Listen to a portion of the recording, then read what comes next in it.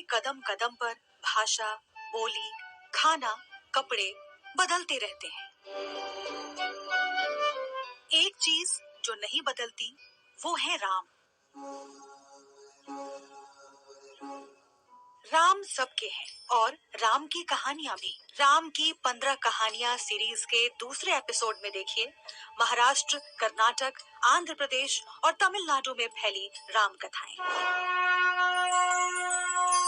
वाल्मीकि रामायण लिखे जाने के 1600 साल बाद मराठी में संत एकनाथ जी ने भावार्थ रामायण लिखी। भावार्थ रामायण में माँ पार्वती यानी महाराष्ट्र की भवानी का भी जिक्र है। सीता हरण के बाद राम को हताश देखकर माँ पार्वती सीता का रूप धरकर राम के पास गईं। राम ने उन्हें पहचान लिया और दुखी होते हुए कहा, तू का आई, यानी आप क्यों आई माँ? सीताराम सीताराम। आज महाराष्ट्र में तुलजा भवानी को तुकाई नाम से भी बुलाया जाता है। भावार्थ रामायण में वाल्मीकि रामायण की कथाओं के अलावा दूसरी कथाएं भी हैं।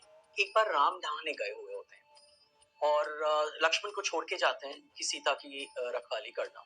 सीता वहां सो जाती है और सीता का पल्लू थोड़ा सा हट जाता है। उसी वक्त राम वापस आते हैं और उन्होंने लक्ष्मण को टेस्ट करने के लिए कहा कि ऐसा नजारा, एक औरत का जहां आंचल निकल गया हुआ है, ऐसा नजारा देख के किसका मन विचलित नहीं होगा? तो लक्ष्मण उसी वक्त ये जवाब देते हैं कि जिनके पिता इतने निष्ठावान हो और जिसकी माँ एक पतिव्रता स्त्री हो, उसके मन में ऐसी चीज देखने से मन में कोई खराब विचार नहीं आएगा। भावार्थ रामायण के मुताबिक वनवास के दौरान लक्ष्मण एक तलवार से पेड़ पौधे काट रहे थे। इसी दौरान शूर्पणखा के बेटे सिम्बा का गला कट गया और उसकी मौत हो गई। इसका बदला लेने के लिए ही शूर्पणखा ने एक सुंदर नारी का रूप लिया था। संत एकनाथ ने रामायण में सती प्रथा के खिलाफ भी एक प्रसंग लिखा। वाली मर रहा होता है तो उसने अपनी पत्नी तारा को कहा था कि तुम सती मत होना। सती वो लोग होते हैं जो लोग बाद में भूत या पिशाच बन जाते हैं। मैं नहीं चाहता हूं कि तुम सती। हर भाषा में राम की एक नई कहानी मिलती है।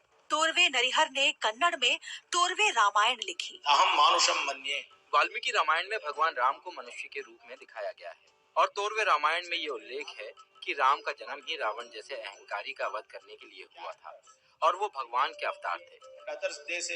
तोरवे रामायण में मंथरा, विभीषण, कुंभकर्ण भगवान की लीला का हिस्सा है।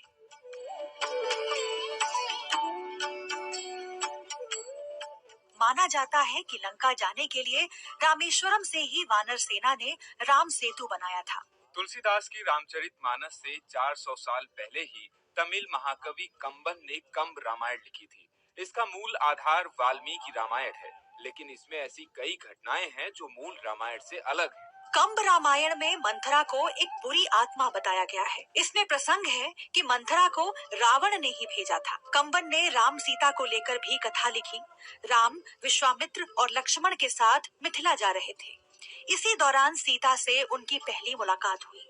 यहीं उनके बीच प्रेम हुआ। इस रामायण में जिक्र है कि रावण सीता को इसलिए नहीं छू सकता था क्योंकि ब्रह्मा ने उसे श्राप दिया था। कंब रामायण में वाल्मीकि रामायण से अलग कई कहानियां मिलती हैं। राम लंका पर विजय प्राप्त करके लौट रहे थे। उन्होंने गंध माधव पर्वत पर आराम किया। यहाँ उन्हें कुछ साधु मिले। राम को साधुओं ने बताया कि रावण का वध करने से उन पर ब्रह्म हत्या का दोष लगा है। शिवलिंग की स्थापना करके ही ये दोष दूर हो सकता है। भगवान राम ने हनुमान से शिवलिंग लाने को कहा। हनुमान कैलाश पर्वत पहुंचकर शिव के प्रकट होने के लिए तपस्या करने लगे। शिव प्रकट हुए और हनुमान को शिवलिंग दे दिया। रामेश्वरम में मुहूर्त निकल जाने के डर से सीता ने बालू का शिवलिंग स्थापित कर दिया। हनुमान लौटे तो शिवलिंग देखकर नाराज हो गए।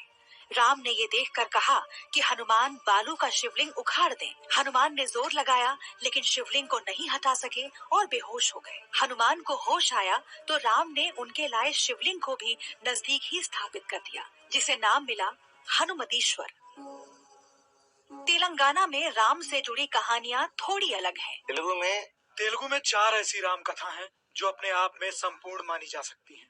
इनमें भास्कर रामायण, मूल रामायण, रामायण कल्पवृक्षम और रंगनाथ रामायण शामिल हैं। रंगनाथ रामायण में ऐसी 2 घटनाएं हैं जो किसी और रामायण में नहीं मिलती। पहली घटना राम के बचपन की है। राम अपनी गेंद से खेल रहे थे। इसी दौरान मंथरा ने उनकी गेंद दूर फेंक दी। नाराज राम ने उनके घुटने पर छड़ी मारी और घुटना टूट गया। कैकेयी ने ये बात दशरथ को बताई, जिसके बाद राम समेत चारों भाइयों को आश्रम भेज दिया गया।